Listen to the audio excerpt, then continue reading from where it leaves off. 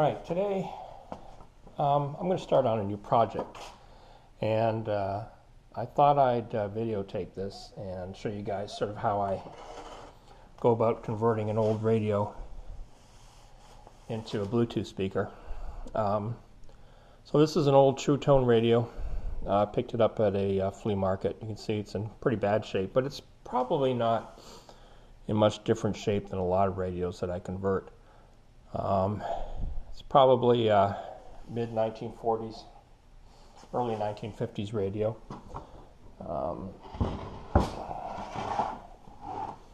Here's the back of it.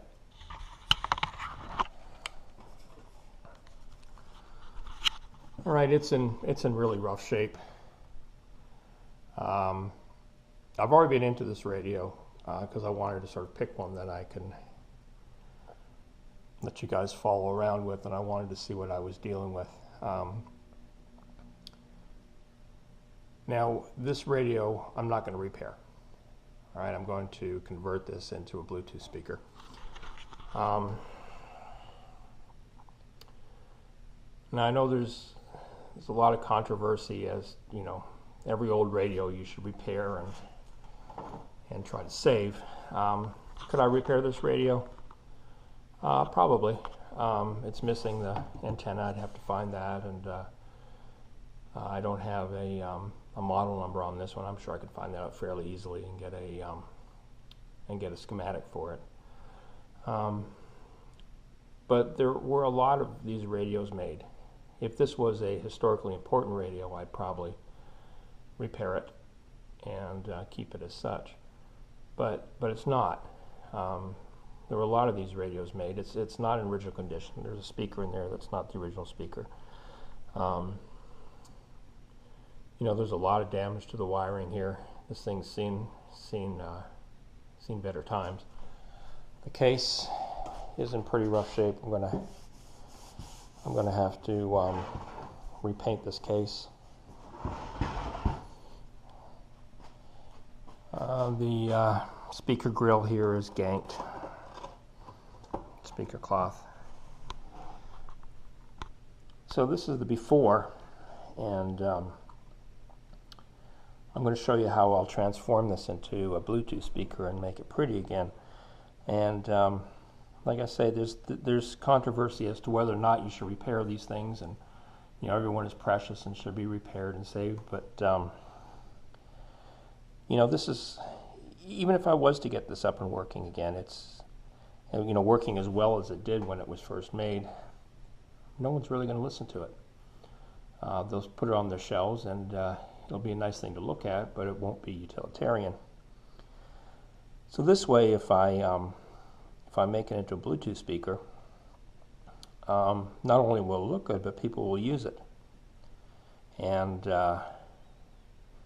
you know, if this was a historically important radio, like I said, I'd restore it. And then if I was to sell it and someone wanted a Bluetooth added to it, I could do that in a non-destructive manner.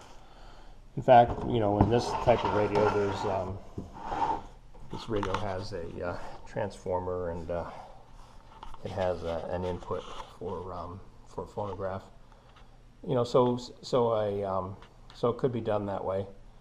But like I say, this thing is in such bad shape that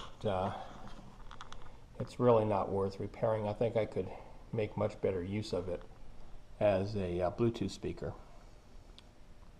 So let me pull out let me pull this out into parts, and then I'll show you what we're working with here.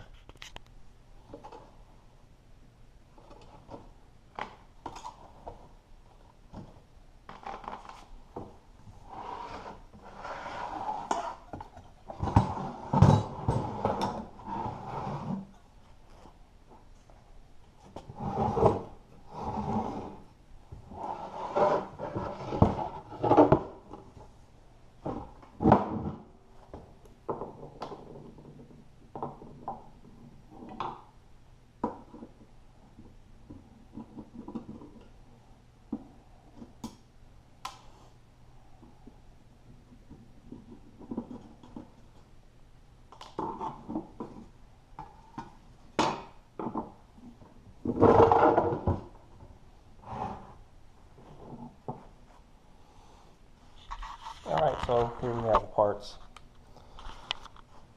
Here's the chassis. I haven't pulled the speaker out yet. Should let me do that while I've got it on cam here. See, there's a nice coating of dust in there that we're going to vacuum that off here in just a second. This obviously isn't the original speaker. This was added some years ago. You can tell the screws are all different on it. These wires are probably not original.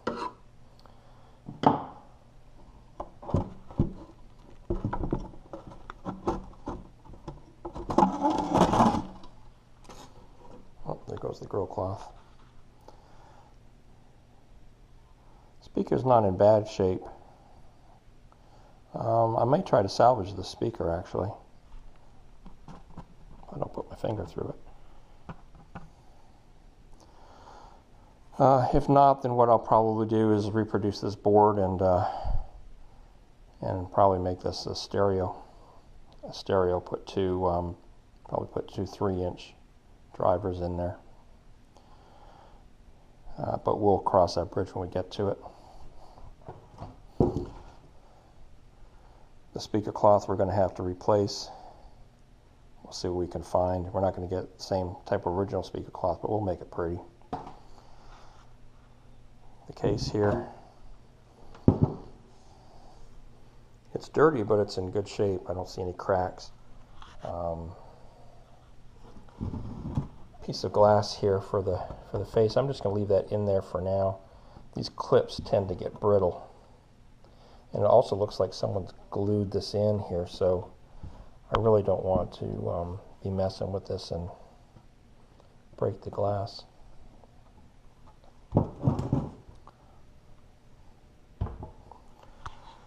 This face plate here, it's all tarnished and rusted. I'm going to clean this up, see what it looks like. Probably going to have to paint it, but that's not going to be a big deal.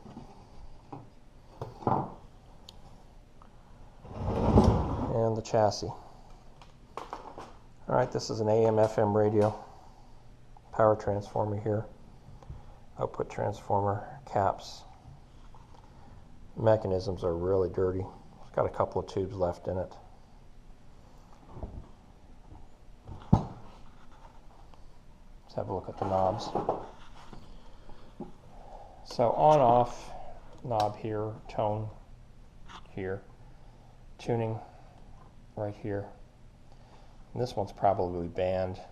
I can't seem to move it right now, so it's probably frozen. I'll have a look at that.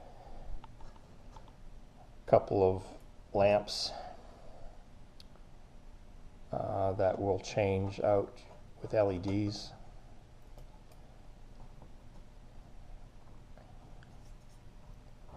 Tuning, the dial looks really good still.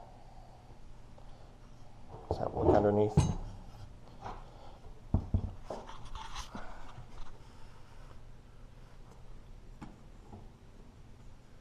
Alright, this all looks pretty original. Still got its wax caps on it, in it.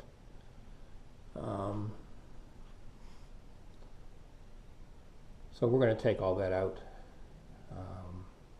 and just use this chassis as a holder for the new amplifiers. The one thing that I do like to do on these is keep the on-off knob, the on-off volume knob in the same place. Now this is going to be a little bit of a challenge because typically we use a knob that has a shaft that's, or we use a potentiometer that has a shaft that's probably about this big. So we're going to have to extend out our potentiometer shaft either by mounting it back here and using this shaft here, or rigging something to mount the potentiometer closer to